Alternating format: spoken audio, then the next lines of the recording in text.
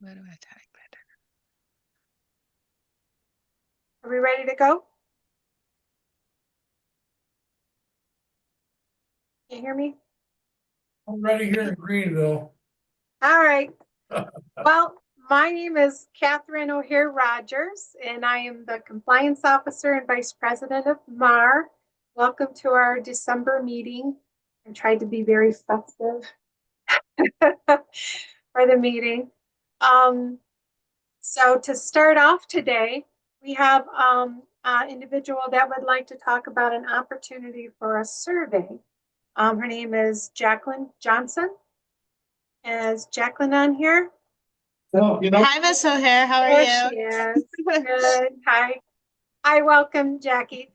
So go ahead and take 5-10 minutes and talk to the operators and Okay, so let them know. I'm actually going to have my colleagues gonna hop on too and just help me present just in case I miss anything. She should Okay. be on any moment. Her name is Julia, but I am happy to get everyone started and I can go ahead and share my screen really quick.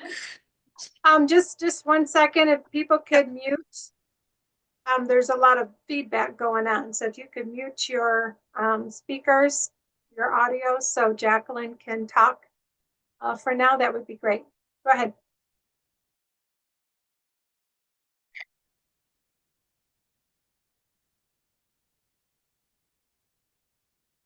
I was seeing if I can share my screen here. Okay, thank Hi, you. Jackie. Hi, everyone. Hi, Julia. I was just getting them started here. If you want to introduce yourself. Sounds wonderful. Thank you all so much for letting us come and speak. My name is Julia Felton, and I work at Henry Ford Health with Jackie as well. And we work on a project about improving parenting and reducing parenting stress for individuals in recovery. And so the program itself is pretty straightforward and pretty brief. And so, Jackie, if you want to move on to that next slide, if that's okay. The focus of it is a brief one-on-one meeting conducted with a peer recovery coach for a parent who identifies as somebody in recovery. So that's somebody that's engaging in some recovery activities.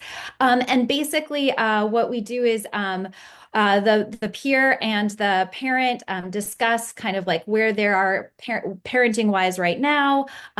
They talk about their parenting values, and then the peer helps the parent focus on the positive aspects of the relationship that they would like to see grow in the future. It's a very positive, non-stigmatizing approach to helping parents just refocus on what they want their future to look like with their children. And if parents are willing to take part in this, there's a brief assessment before and after the intervention, which we're able to pay people to take part in.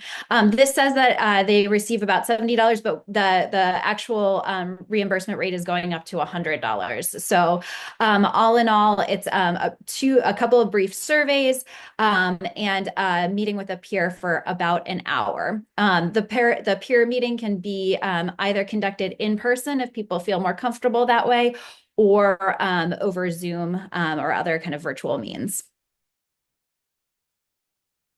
And so so we've actually run this program in a few different places. We partner with a lot of folks up in Flint and down here in Detroit. We're looking for just a few more parents that might be interested in taking part in this.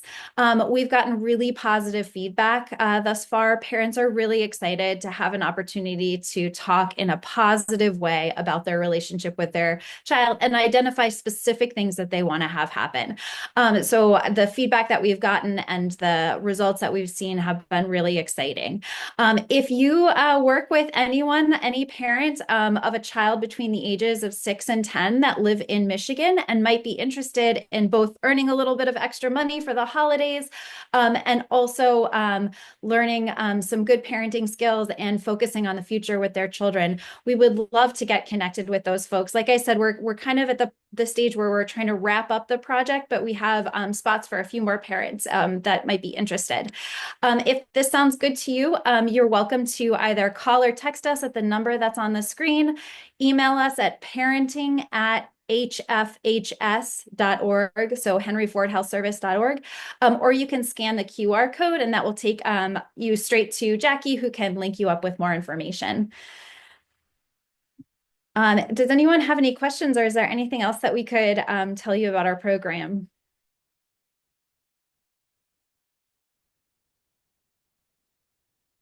It's strictly for those ages between 6 and 10? Yes, so it's unfortunately for right now, just because it is a research project, it's just for parents of kids between the ages of 6 and 10. We hope to offer it really broadly after the research piece of it is wrapped up. Anybody have any questions? We have a few women's specialty homes out there and homes that have specialty homes for men as well. I was just going to make that suggestion. There are basically 2 or 3 different categories of homes: men's homes, women's homes, and then the specialty homes. The specialty homes are those that are Michigan MARR certified, are all available on the MARR website. Okay. So, for instance, the one I can tell you that you ought to contact is the Joppa House, Joppa House. It's in Charlevoix, Michigan. Okay. They have 2 homes with women, all of whom have a little kid running around there. Excellent. That's wonderful. Yeah, there's several. A Mother's Touch too here in Grand Rapids. Yeah, exactly. Talk to Catherine. She'll tell you, here are the ones you folks really should reach out and talk to, and then use the MARR suggestion as, MARR suggested that that Catherine O'Hare suggested. Don't mention my name, but Catherine did it. That sounds great. Well, thank you for sharing Wonderful. that information. Would you mind, before you leave, would you mind putting your email information in the chat as well for people that log on to this meeting as we move along? Absolutely. That sounds great. So that's and then my contact information is here. Wonderful. Great. So appreciate your time and all of the suggestions. And I saw Paula's house as well. That sounds wonderful. We will, if you're open for it, we will be in touch, and we really appreciate, again, the opportunity to come and tell you a little bit about that today. I know the holidays especially can be a pretty special time when you have some little kids. So hopefully people will find this particularly helpful and meaningful at this time. Definitely. Definitely. Well, one final question for you, Julia. Yeah. The results of your work, is that going to be published or made available? We hope so, yes. So we, excitingly, a little piece of our work is getting published in the Washington Post on December 17th. So we're super excited about that. It's just a tiny snippet of it. The actual, all of our results are hopefully going to get published. We have to finish the research project, but we have some promising preliminary results that we're working on writing up right now. And, if MARR is ever interested in learning a little bit more about what we learn, another thing we're deeply committed to is giving this information back, and we would love to get this, beyond the research, but just into the hands of people that might benefit from it. Consider yourself invited once Wonderful. You get work done to come back and tell us what you found. Thank you so much. We really appreciate that, and we will take you up on that offer. Good. Wonderful. Thank you so much, and please feel free to reach out if you have any other questions. Thank you. Thank you. Take care. Bye. Bye-bye. Thank you, everybody. Jaclyn. And I'm also happy to share our flyer. Is there a good email to share it to, so the group has it? I know I emailed with Miss Kayla a little bit. Yep. Kayla would be the one. Okay, thank you so much, everybody. Thank you. Bye. Somebody's talking about the Lions game that needs to either invite me. I think that was Jaclyn's email or voice thing going on. All right. Anyway, so welcome to the December meeting, everybody. Jeff, do you have anything that you'd like to share with the operators? I think I probably mentioned this before, but Get Help Inc., which provides RECCAP, the Recovery Capital Assessment Instrument, is going to be phasing out next May. And on June 1st, it's going to be, we're going to turn off the Get Help app, and it's going to be Behave Health. Behave Health is a larger entity, been around for longer. They do a bunch of clinical work. The onboarding portion is likely to be started in or about April, May. There'll be a few, for those of you that are using the current Get Help RecCap platform, 99% of it's going to stay the same, but 1% of it is going to change in terms of what button you got to hit to go on the Behave Health versus the Get Help. So there'll be some minor learning curve, but Kelly, Darren will be able to assist in transitioning from one app provider, Get Help, to a new app provider, Behave Health. And Behave Health is part of their program, and they're going to be switching for all of the 30 plus MARR affiliates across the United States. They're going to have a real-time bed directory, which is going to be wonderful for anybody that's wants to know where they can have their son go or their daughter go, as opposed to calling 80 different places. You can just look at the registry and say, okay, hey, they got a room at Crystal's place. I'm going, I'm going to call her first. So that will be done. I anticipate that retraining is going to probably take less than 2-3 weeks. And then we're going to start enjoying some new things that will be available, including the bed directory. I will have somebody from Behave Health come and talk to our group probably April, May, about here's the additional functionalities that will be available through the Behave Health platform. I've had an opportunity to review it at the NAR conference in Virginia, and it's amazing. It truly is. It allows you to track. If you had a resident that said you want to go to 3 meetings this week, it actually tracks and geolocates.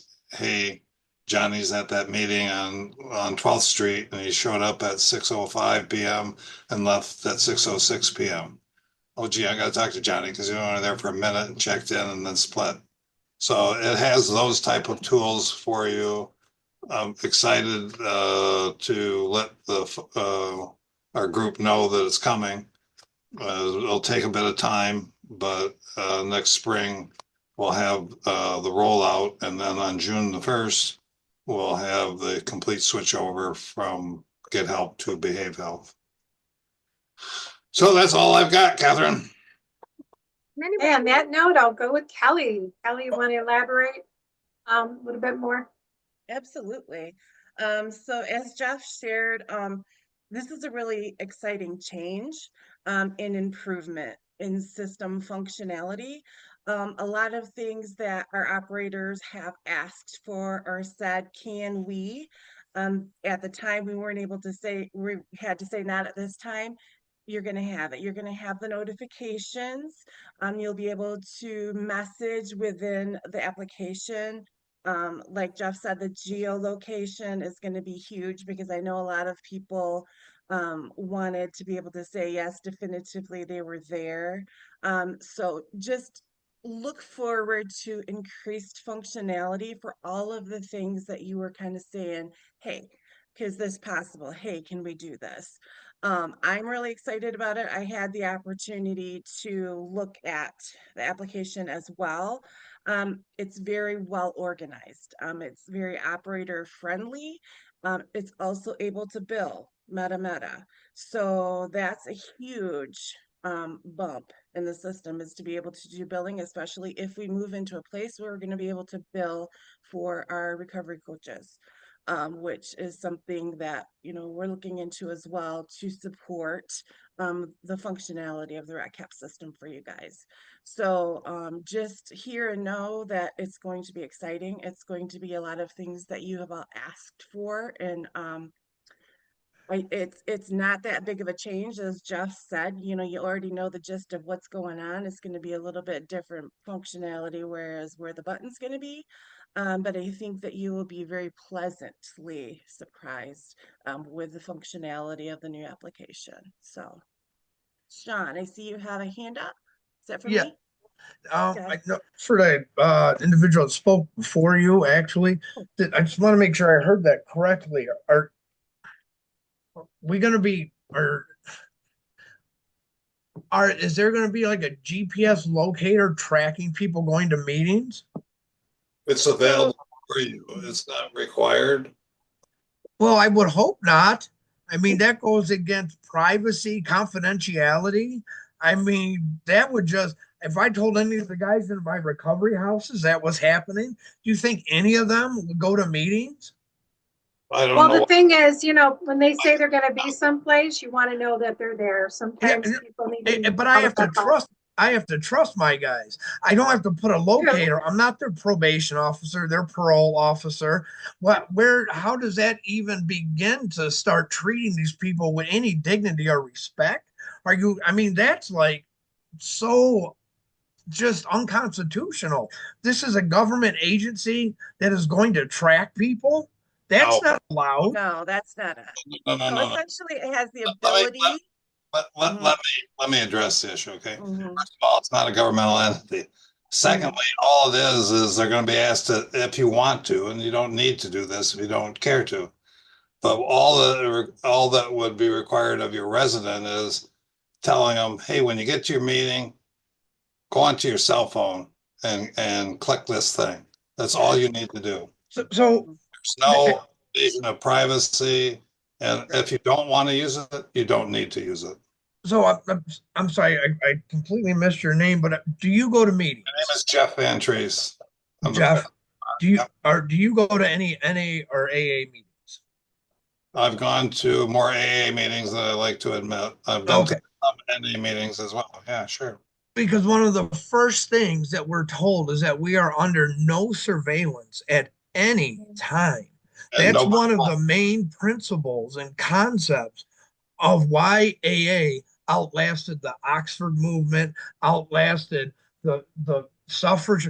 It's the one basic reason why AA and NA has lasted as long as it has. And if we start telling people, hey, just turn on your phone so we can locate you at a meeting, and then newcomers start finding that out, they're going to shoot out the door. And you know what newcomers do when they shoot out the door? They shoot right to the dope house. Can I interject for just a second regarding checking in for meetings? To my knowledge, pretty much every operator that I work with have people sign a piece of paper when they go to a meeting stating that they have attended. And then the operator puts that into the system. Is that not the case where? So yes, signing a sheet of paper is one thing, but actually tracking a person is something completely different. Well, it's a one-time ping, so we're not tracking them. Yeah. So it logs it into the system versus them handing you the piece of paper and then you having to put it in the system.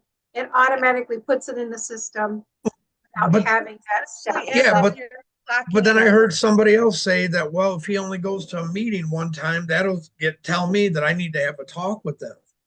So obviously it's doing more than just putting it in the system. Like if they go, it tells you this is what's available to you, Sean, as opposed to just a slip. This tells you, okay, your resident was located at this location at the AA meeting or at the NA meeting as of X period of time, 6 o'clock until 7 o'clock, whenever the meetings got done. And I was the one who made the example of factually, gee, what happens if somebody just shows up and says, I'm here, and then he walks back out the door? Yeah, and the thing about that is they should be allowed to do that. Maybe they went there and they ran into somebody that was, I don't know, threatening their life. They don't want to talk about that. Maybe they explain that to you, can't they? But they shouldn't have to. That's my point. Is that for the first time, at least in my recovery houses, I don't know about everybody else's, but for the first time, the men that come into my recovery house are being treated with dignity, respect, and trust. You start Sean, what operation are you with? The Eastland Recovery Home. Eastland. Yeah, Deanna usually comes to these meetings, but she wasn't feeling well, so I'm attending today. And the difference between trusting the person, I don't follow you on this. You can require somebody to have a written slip from somebody that says I was there. Yep, and they can have anybody in the world sign that slip. You require that, right? So what's requiring that and having something where the cell phone is there? Because somebody with a slip, they can have anybody in the world sign that slip. And that's their business. If that's what they want to do, that will catch up to them. But for me to geo-track somebody, and then when other people find out at meetings that people are being geo-tracked like that, are you aware of how quick that is going to spread around the meetings? And it's just going to have such a negative impact. Hey, Sean, it's just an option. It's just an option that's available. You don't have to use it. I know, but I just want to make sure everybody understands what that option really means. Is that, remember, the majority of people that are going to meetings are felons or they have felonies, right? So they already don't trust the system. The majority of the people that go to meetings that actually learn to live a recovery fellowship is because they learn to trust knowing that they're not being surveilled by anybody. John, I mean, what you're saying is, I mean, the bottom line is that is true. But first of all, I mean, what strikes me is that, I mean, this is voluntary, number one. And I've known people who have been in and out of recovery homes 8 times. They've been kicked out how many times because they didn't follow protocols. They didn't follow doing the things they were supposed to do. And voluntarily, they might want to say, okay, I don't mind you knowing. And to me, it's like, I mean, being a little bit older and stuff, but to me, it's like, I mean, the signing the slips and all that, but this is our right, man. This is our technology now. Right. But is it really so much voluntary? Easier. But if somebody doesn't want to do it, they don't have to do it. But see, you and I understand that. And with 18 years, I understand that. When I first got sober, somebody with authority said, "Hey, this is just volunteer. Don't worry about it. We're not going to kick you out." That's not that's coercion. That's unethical. I mean, there's a huge power dynamic there, guys. I'm just letting you know on a real life basis how this is going to impact a lot of individuals and people at meetings. Well, thank you for sharing that, Sean. I've been around a long time too, a lot longer than you have, but I personally don't. I mean, it's like, are you somebody who has, I mean, a number of people that come to the meeting that I go to, they'll come in with ankle monitors. Should they take those off before they come into the meeting? Well, but see, they can't take those off because exactly. Why? Why can't they take? Why can't they take them off? Because they will go to jail. They don't want to be wearing them. Absolutely, it's a consequence, right? The consequence. So I don't know. I think to me it just sounds like it's a very simple thing. It's a voluntary thing, and if somebody doesn't want to do it, they don't have to do it. Period. Okay. And if they want to do I just wanted to bring that up because everybody just kind of let it go, like it's not a big deal, and it is. Rachel, you have your hand up? You're muted.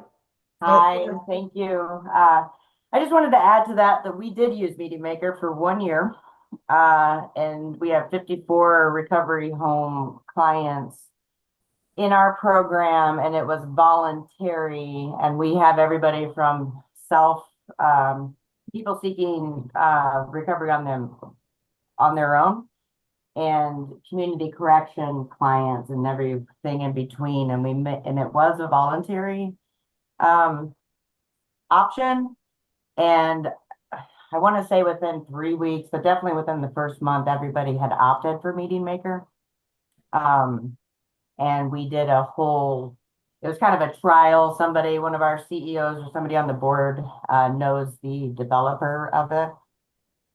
So it was kind of a trial issue, but I just, on a different end of the spectrum, I want to say that all of our clients within 3 weeks did opt for that software to be done so that they weren't handing in sheets to have signed. And then it sent me a direct report for everybody at each meeting in the Traverse City area.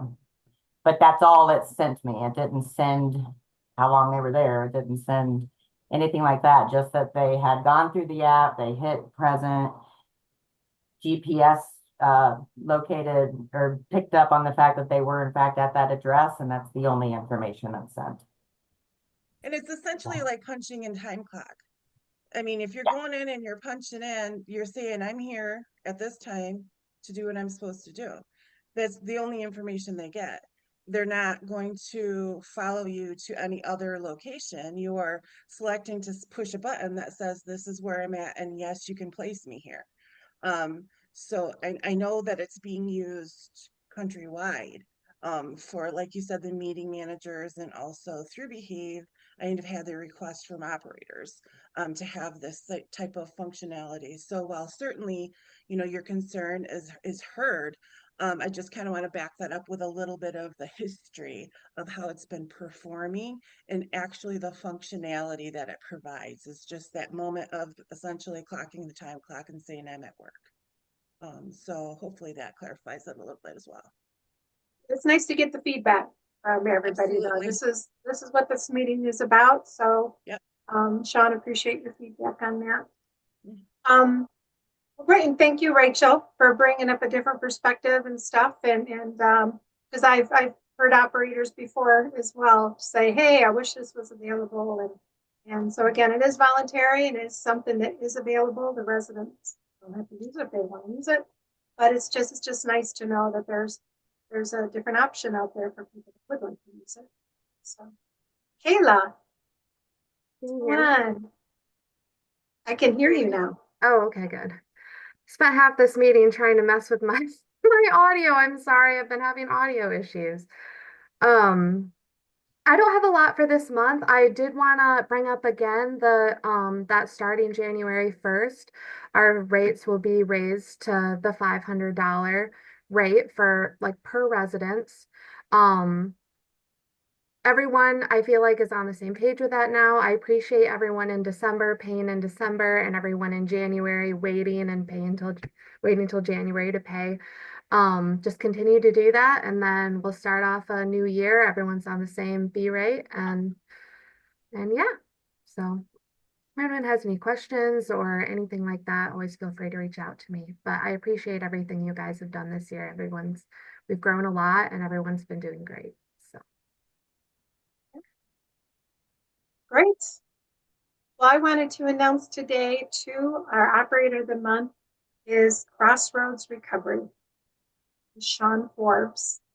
So they have a special situation that,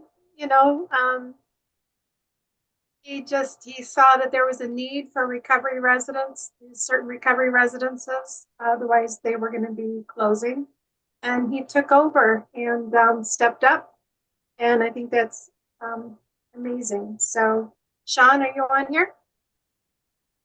Sean, yes, I am. Hi. Hi. How are you? Good. Can you tell us a little bit about your homes? I see you now just have all men's homes. What'd you say? Sorry, I didn't hear. You're just at men's homes right now in Port Huron, correct? Yep, we are.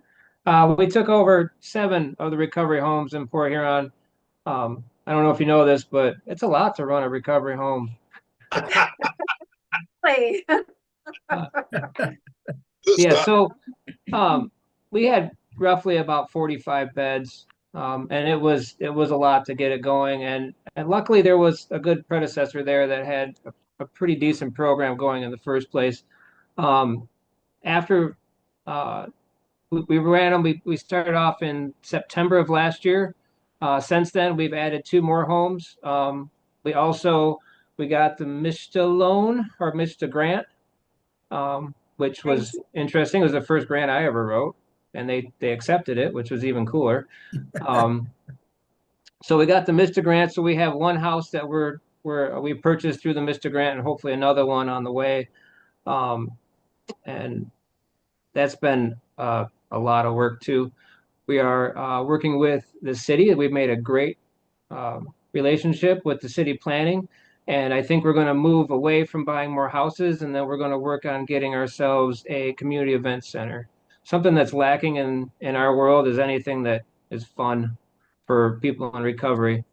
So we want a sober event center that people can go to, and they have venues and a little sober bar and, you know, just all those kind of things that it's difficult for people to go to now. Um, we've added in a clothing closet. We've added in, we do a furniture giveaway, just so you guys are aware. We're working directly with an estate sale company.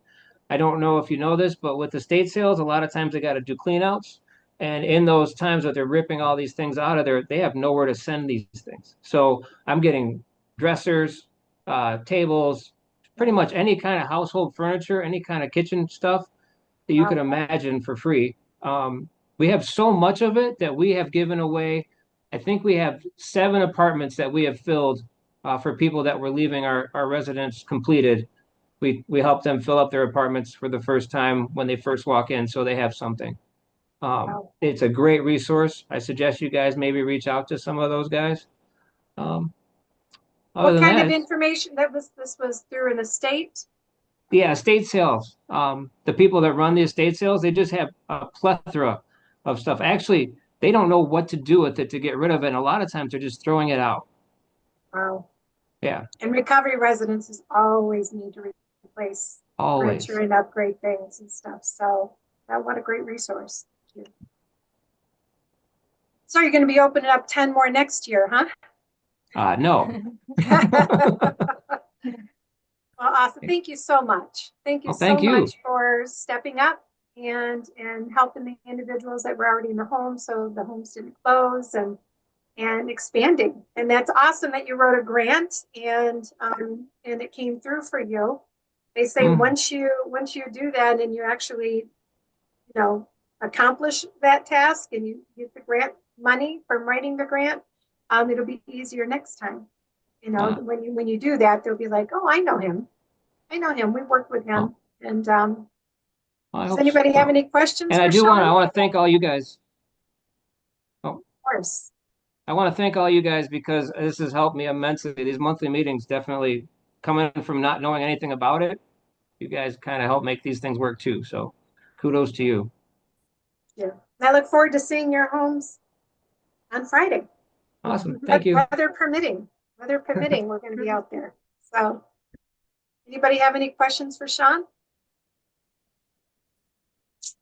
How do you find the estate? Who does this? Like auctioneers do estate sales or?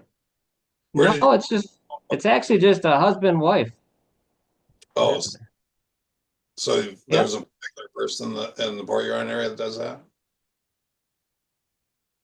Yeah, there is actually. Yeah, so we just kind of got lucky. And I know around here, there's actually a company that handles and manages estates sales like that. So you can look on estatesales.net and there'll be the list of ones in your area, estatesales.net. I sell vintage clothes, so I go to estate sales all the time. But then you get to know the owners. Like we have one who helps us when we have need also here in Muskegon. But estatesales.net, just start showing up, talking to the staff. We have some that hire some of our folks for an easy entry-level job. And so, but yeah, estate sales are the best. I'm with you, Sean. And yeah, they are. They're always looking for stuff, for a way to get rid of stuff because they don't want to have to throw it away, but they also don't have brick and mortar stores after the sale is done. Yeah. Panera Bread does the same thing on Sunday evenings. Well, they do. There's an operator, I believe, in Holland that they have these big Tupperware tubs that get filled up with Panera Bread stuff because they're just going to throw it away. So, yeah, a lot of resources out there. So thank you for sharing that. Anybody else have anything they want to talk about? What's going on? Any concerns? This meeting's for you guys. Let me ask a quick question. I'll do an impromptu survey. How many operators on this phone call have less than say 24 months of experience running a recovery residence? Anybody? Okay, that's a few of you. Now, how many people on this call have more than 5 years experience running a recovery residence? Okay, so I got some on the, now here, this is what I'd like to propose. Makes sense to have a group of experienced operators that would volunteer to act as like mentors to help the people that say, you know, I've got all the passion in the world. I've got some money, I got some time, but I don't have any knowledge about what I'm supposed to be doing. To act as a resource for the newbies, which are going to require the oldies to volunteer some time or some type of mentorship program. If anybody that has any interest in it, I got one that says that would be awesome. So thank you, Kim. All right. Anybody that agrees with me is fantastic. I start off with that. But, yeah, this is something we brought up several months ago, and Glennis and myself, we had talked about maybe we would do that like after the operator meeting, you know, to kind of continue for people that want to be involved with that, and looking at maybe after the first of the year. Let me suggest that we do the following before we close this afternoon. One is anybody that might have an interest in being the mentor, please put something in the chat, and then Kayla, I'm relying on you to collect that information. And then more importantly, the people that are willing to act as the, what did I have before, the mentees, the mentors. Yeah. So I want to know, basically, I got some people over here that might benefit from talking to them, but even more importantly, I want the people over here that have done it that say, you know what, I'll sign up for me giving back a little bit. And there'll be no money involved for you whatsoever. I can promise you that. Is there any possibility of putting like that mentor list on our website? That's my thought. Yeah. To have something on there. And then also, you know, we've got our YouTube, not the YouTube stuff, the Facebook page rather. So there's a Facebook page where that's just that's limited to our operators, right? Yes. Yep. So they could pose questions on the Facebook page. But I really would like to have is like, here I got a standing group of 5 or 6 guys / ladies that might be willing to spend, you know, once a week, a quick phone call with somebody for no money. And then if that may or may not lead into some type of financial arrangement if somebody needs more help. But I just want to have the start of, here's a group of experienced operators to help the newbies. Yeah, there's several operators that have already gone above and beyond and helped other individuals that are starting out. And as a past operator, I still get calls, you know, for stuff like that. So, but I kind of like refer them to reach out to an operator in their area that's currently doing the kind of home, running the kind of home that they run. I just saw Ginger Stevens put something in the comment, which makes a lot of sense, which is maybe have some mentors in the rural areas and some mentors in the more urban areas. So if you're looking for help to run something in the middle of the Upper Peninsula, maybe you want to talk to somebody that's a more rural person as opposed to the guy that's run homes in downtown Lansing or Grand Rapids or downtown Detroit, something like that. So yeah, that makes all the sense in the world. Let's try to do that. Who should we put in charge of that? Not me. Glennis and Jeff. Glennis is not here, so let's make Glennis. We'll figure it out. Yeah, we'll figure it out. Glennis and I will definitely be involved. We'd already talked about that. And we'll be reaching out with more details after the first of the year on that. So thank you for those that have already put your name and stuff in the chat of being interested in participating. Yeah, and anyone else too who decides to be a mentor or wants to be a mentoree, just email me. I'll add you to the list and we'll keep track of them and eventually we'll put it on the website. And that'll be really helpful for people. And if you haven't already, please put your name and the organization that you're with in the chat so we can keep track of who's all here. What else is going on?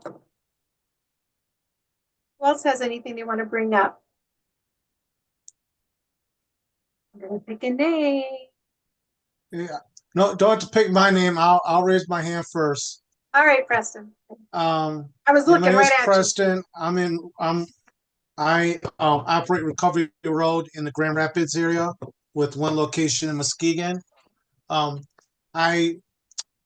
November and December have been a busy month for me. I've purchased one more woman's house and one more male house in the Grand Rapids area. So that'll add another 19 beds of joy and pain to my team. We're hoping to get them flowing in January time. I'm still going through closing and still have to set up beds and all that kind of stuff. But yeah, hopefully in January we're able to help another 19 people with our group. Congratulations. Did you get this with the assistance of the Mishta grant as well? No. No. I just decided it was time for me to do something, and my team has been pushing on me and saying that they're hungry to do more. So I decided to pull the trigger and make it happen. So managed to find 2 properties that fit what we like and went for it. Congratulations. I look forward to seeing the homes. Yep, you shall. Hi, this is Crystal with the Mother's Touch. We are in the process of the early stages of trying to get together an advisory board with some of the alumni women or moms that have gone through the program and that are currently there. And so that's our newest endeavor. And what's going to be the role of the advisory board? Within your organization or anybody else outside your organization can reach out to them or? Well, again, we're in the early stages, but I think that it would be helpful, one, if they could come back, to talk to the newer moms, kind of share their story, and that, but also let us know from their perspective, what's working, what hasn't working, new ideas, to give them a more present role, because we appreciate them being there and being able to help them. But I think having an advisory board, I'm talking with my intern about what that could really look like. So that's going to be made up primarily of the alumni. Yeah. That have gone through your homes. Okay, great. Yeah. Can I make a suggestion on that, Crystal? Yes. Because I'm on the NAR board and I'm also on the NAR, and we add an advisory council to the NAR board of directors. And just from a lawyer's point of view, you're going to decrease any issues that might cause problems for this advisory council, as long as you call them anything other than a board. Yeah. Okay. Advisory council. I like that. Okay. There are reasons for that I can bore you with if you want. Okay. Thank you. But if not, just call them council. Yeah. Yeah. Thank you. My mind automatically went, you just call them program fees. You don't call it rent or lease. It's just something else. You just call it program fees. Oh, awesome. What else is going on? Anybody else have anything they want to share? What are you doing with your residents? I'll share something real quick. Okay, Catherine, if I may. I know you guys heard me talk about this a long time ago about a recovery transportation model we launched, and seeing I think Crystal here reminded me to talk about it in Preston. So we're still in that pilot phase. Preston, I don't know if you realize this or not, but we've done several drop-offs at your place in Grand Rapids for clients coming from the Community Healing Center. That's our transportation service that have been dropping them off there. I'm pretty sure we have visited Muskegon as well. So the hopes is by April, we'll have this pilot done. and we can say that we're ready to launch it and release it and let you guys know about it. But it's going really well. We well over 127 rides already throughout the whole state of Michigan. We've been in Detroit, we've been in Petoskey, Muskegon, Grand Rapids. So right now, again, we're just officially doing a pilot with the Community Healing Center of Kalamazoo. In early spring, we're done with the beta testing, and we'll let you guys know how we go and where we're coming next and how you can partner with us to maybe bring it to your community. Awesome. And you just had an open house. Yes, we just had our open house on a new 10-bed. So we're excited about that. Jeff, I wish you were still practicing, but they unfortunately pushed us back, and we can't get our occupancy. So they won't come out until March. So, oh no. Yep. So won't have it open no time soon, but it's okay. We're ready to go. Yeah, the building is beautiful. Thank you. Really enjoyed the Kalamazoo conference, Chris, and had an opportunity to see some of the folks around the Kalamazoo area. Yeah, they got a real strong recovery group down there. We do. We really do. All right.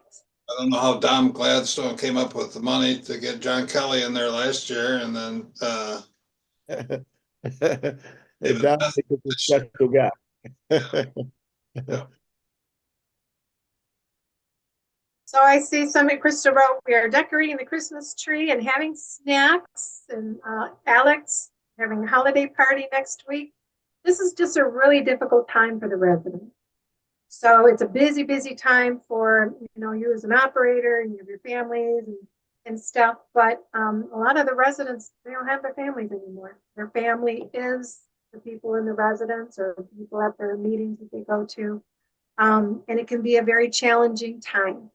So where people that have been playing all year long, all of a sudden something happens. So it's just a great time to have a little bit more of awareness of, people are struggling during this time. Make sure there's a little bit extra support available, communication for people that need a little bit more help. And doing something for your homes for, not everybody celebrates Christmas, and that's fine. But for those that do, if tree, or you can have some kind of a meal, provide some stuff so they can have like a family meal together. That would be great. So does anybody have anything else that they're doing for the residents this month? Also, if anyone knows of any recovery events or things that people can do, like actually on or really near the holidays, definitely post it on the Facebook page or send it to me and I can post about it. It would be great for all of your residents to know about these things. So no one should feel alone or feel not included during the holidays. So Exactly. Well, in the Detroit area, it's a lot going on sober wise for recovery. Who is this? So can you hear me? Who's talking? Can you hear me? Oh, Cynthia. Yeah, Cynthia. we can hear you. We just can't really see. My pillow is low. In the Detroit area, it's quite a few activities going on for the holiday. Here we kind of keep them together on the holiday, but up until next week, they have a sober activity every week. So this week there's a dance, and it's free. They don't have to pay. And it's walking distance. So they go over there, and next week I'm taking them bowling. And so, I've just been trying to keep them busy, and I've been seeing little things and activities just to help them, just to let them know somebody cares. So there's some other activities going on in between the holidays from, like, how people are off up until the first of the year. So there's some things going on that I'm setting up for them that they don't know about yet, but they'll be happy. Nice. Well, thank you. They need to know that, we really care, because some of them don't have nobody, or some of them can't go home because we've broken, we've done so much, they don't even want to see us right now. Right. Or ever for some people. So we just try to let them know that they still worth it. Awesome. Anybody else?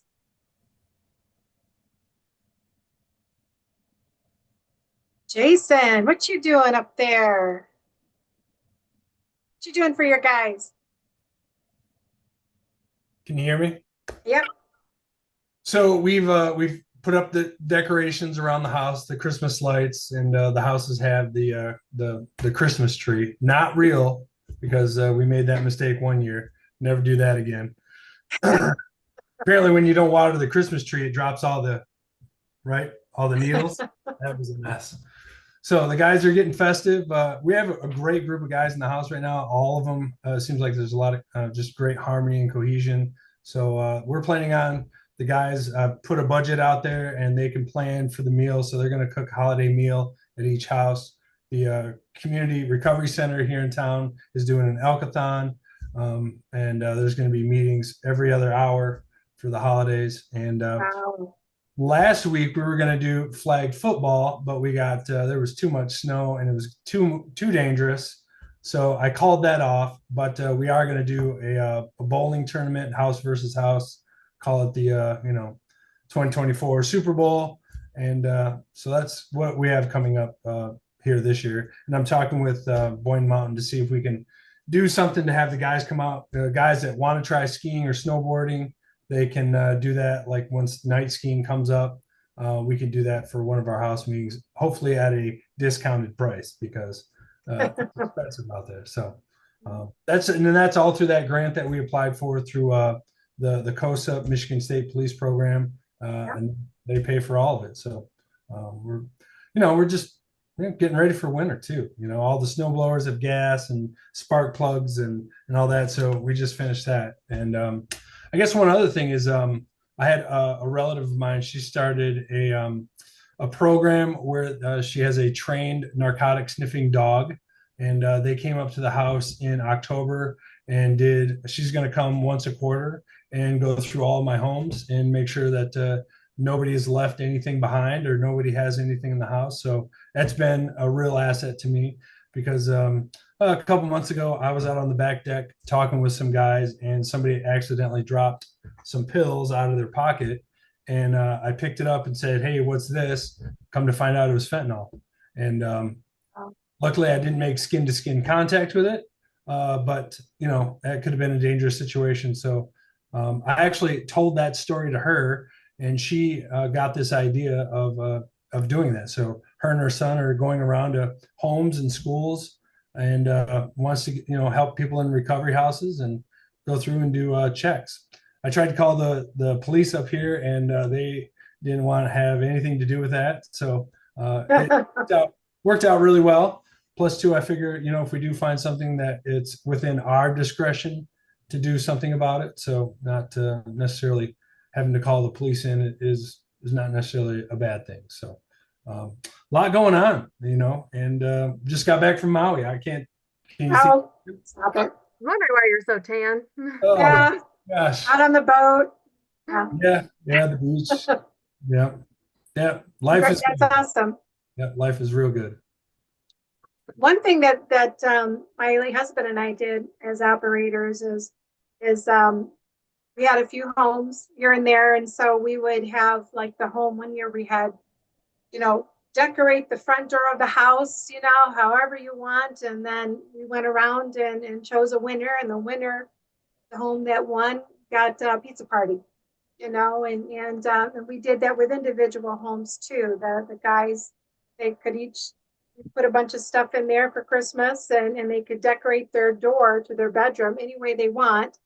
And then people from the other homes would come through and they would vote on who they thought, won. And there was like a gift card, for the people that were in that particular room that won. But just something else that can get people involved and in a fun way.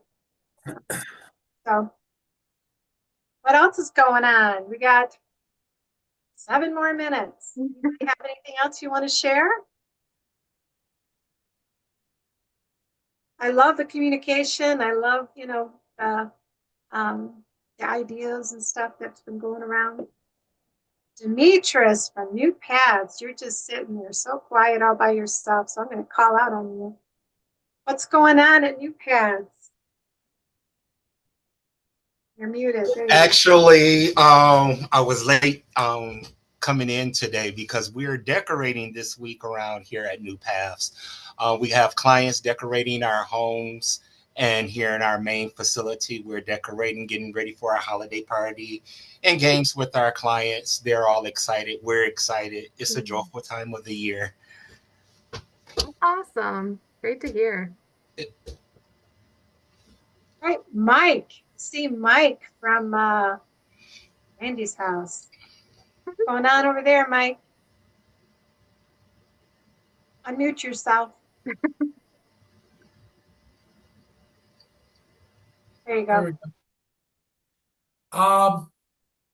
We've been busy building up our programming side. We got a couple grants and we got some of the opioid money, and we were able to put on some coaches. So we've put on coaches and we added 2 houses also. We have one here in Greenville and another one in Grand Rapids. Both are 6-man houses. And that brings our capacity up to around 42. Nice. And we're full. I'm sure everybody's full. Isn't it amazing how you fill up when it gets cold? Yeah, everybody gets sick when it gets cold. I don't understand. Yeah. Too cold to sleep outside under the stars. Actually, I understand all too well because I've been there. So yeah, that's kind of it in a nutshell. We just got the one open on Emerald in Grand Rapids, and yeah, it's. I look forward to seeing it. Yeah, I can't wait for you guys to see it. We'll be getting a hold of you after the first of the year and having you guys come out and inspect the 2 new houses. And I kind of want to get our inspection time changed on the other houses, because waiting till September is not ideal for me. We're so busy that time of year. Yeah, it's difficult because, and then we got places that, November, December, and January and February, and they're up north. Well, you don't really know what the weather's like, and there's busy times of the year for different operators. So things can happen like that, definitely, Mike. So, I mean, when you get your other ones up and running, Kayla and I can look at to see if we can just move everything into one particular month. So you're out of September. So if anybody else has particular time that your certification is due, just does not work for one reason or the other, please reach out and let us know, because we will do the best that we can. Can't put everybody in the summer, of course, but that we can spread people out a little bit and work with you. So thank you for all that you do. Thanksgiving passed, but I'm so thankful for operators like you and everything you do and giving back to the community, and it's not easy running homes. I wish you and your family and everybody for your organization, I wish you a very happy holiday and Merry Christmas, and I hope you guys stay safe, and we'll see you next year, literally. Bye, everybody. Thank you. Happy holidays. Yeah. Happy holidays.